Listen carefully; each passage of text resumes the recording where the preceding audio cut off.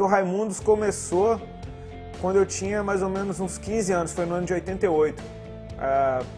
Os amigos da rua, eu e o Digão, a gente morava um na casa de frente pro outro, vivia junto e, começamos a tocar. Ele tinha uma banda que chamava Filhos de Mengele, uma banda muito conceituada no cenário punk rock de Brasília, e eles ensaiavam na casa dele.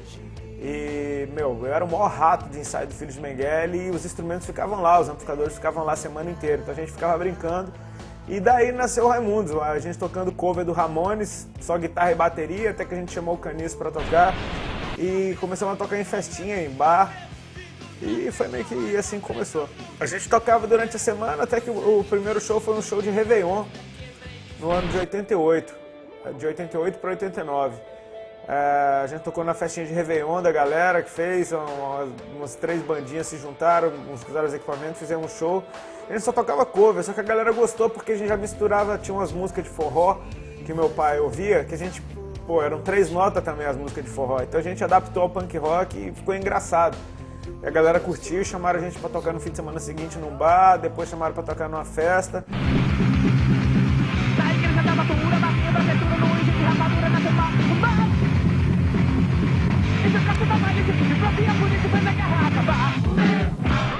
Aí as coisas começaram a fluir, a gente gravou uma fita demo, que começou a tocar na rádio, começou a vender nos shows, tinha uma loja no Conica, que era um lugar visitado pela galera de banda, que a fita demo começou a vender bem lá, e essa fita demo chegou em São Paulo. O Fred tinha uma visão mais profissional da coisa, ele começou meio que a administrar esse lado mais empresarial, assim, que a gente não tinha o menor time, a gente só queria tocar mesmo.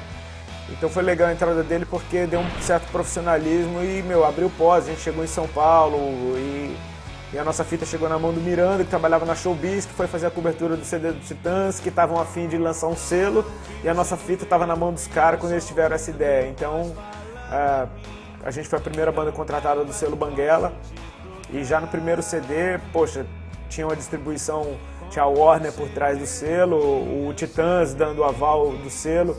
E as coisas fluíram, era uma banda muito inusitada, não tinha nada parecido no cenário brasileiro, então chamou a atenção por isso. Era uma banda de galera falando besteira.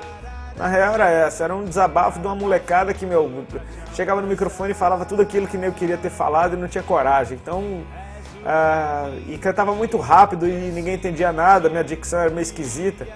Então o nego só entendia palavrão mesmo. Minha cunhada,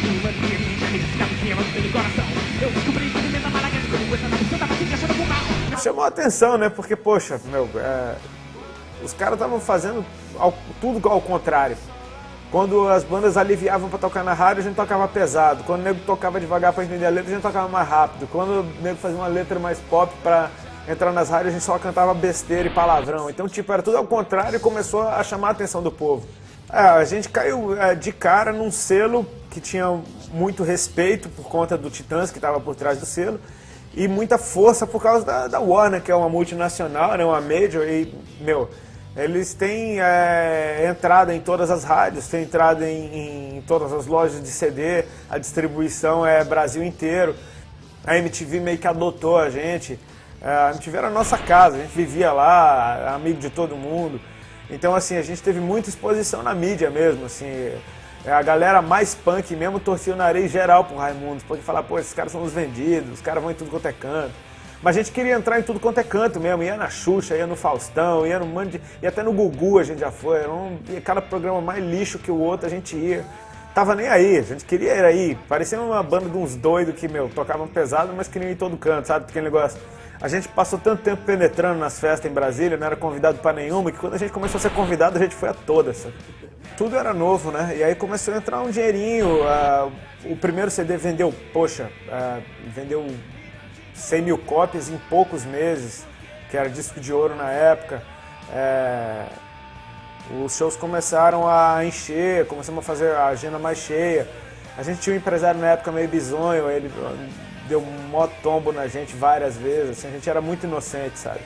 Mas começou a entrar um dinheiro, isso daí é natural numa banda que começa a ser exposta demais, fazer muito show, muita agenda, vender muito CD, isso tudo dá receita, né?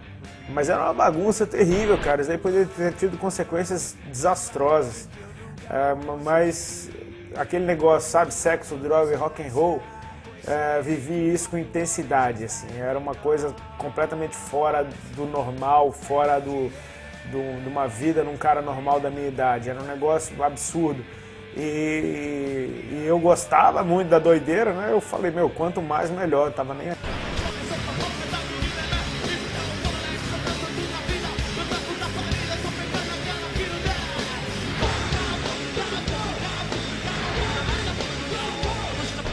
Infelizmente eu conheci as drogas quando eu comecei a sair na balada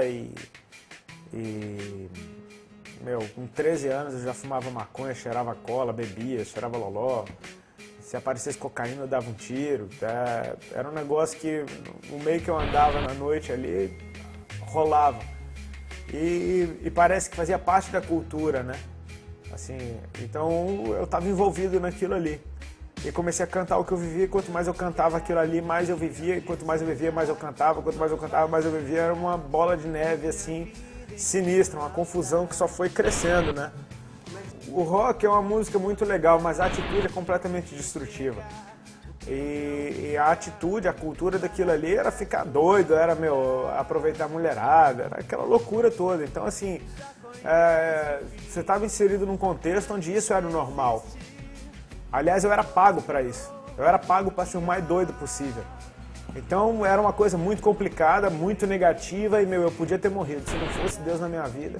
Mas eu não tenho exame para provar.